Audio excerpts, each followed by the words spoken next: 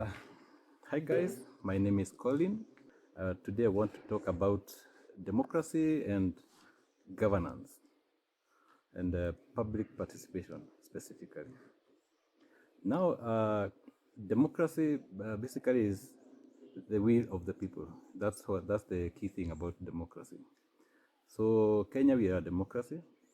We do practice democracy. Actually, we are rated as one of the best democracies. Uh, we have done things that other countries have not done democratically. Uh, but we still have a shortfall. We can still do better. Now, as far as democracy is concerned, what we do, we have general elections. So at the end of every 5 years, we meet at the ballot and we decide who is to lead us for the next 5 years, either from the gubernatorial, MCA, president, all those levels. Now, we do decide very well. We have good structures for that. But now the democracy part ends there. The will of the people ends there. Our voice ends there until 5 years later, when we meet again at the ballot. At the ballot. So what happens? During the 5 years, the people we've elected are free to do anything they want without without really caring about what we want as the people. So you find them passing bills that doesn't make sense to us, or hiking their salaries without consulting us. Yet we are the ones who put them there. We are their employers. Where does that leave us? We are left voiceless. We are like an employer.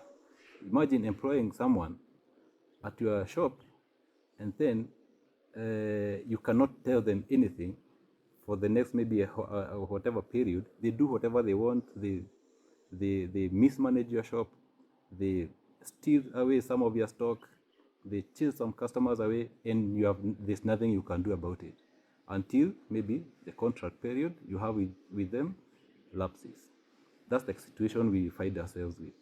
So what do we suggest? At Hotwire, what we are suggesting is that the democracy does not end at the polling station. The democracy will continue even after. If the government wants to do this, public participation must happen. People must get civil education so that we know how this decision affects us, so that we can decide whether this to go this way or that way. So what we are talking about is continuous public participation, continuous polling on every issue that the government is undertaking. If they want to add their salaries, they first ask us, should we add our salaries or should we do whatever? It's up to the people to decide, because in a democracy, let's talk about representation. We are more than 50 million Kenyans. We cannot fit into parliament or senate, all of us. That's why we elect representatives to go and represent us, not themselves. They are our representatives. So they cannot purport to say anything there without first consulting us. They first have to consult, and we agree that you will go and say this in Senate or in Parliament or in the County Assembly, wherever. That is public participation. And that's something that they've been playing around so much, such that you see that when a bill is being passed, they say they have done public participation, but in reality, it's just about 20 or 30 people that have been called somewhere.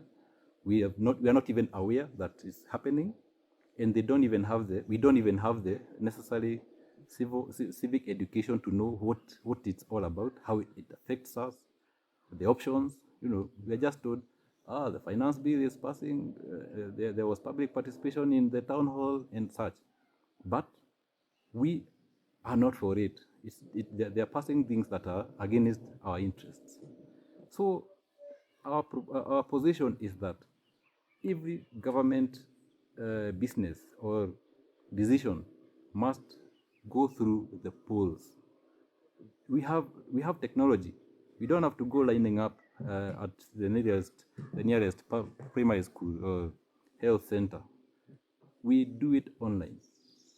We can do the polls online. Every person, whether you are, it's a decision affecting your ward, you have access to decisions that need your attention in your ward.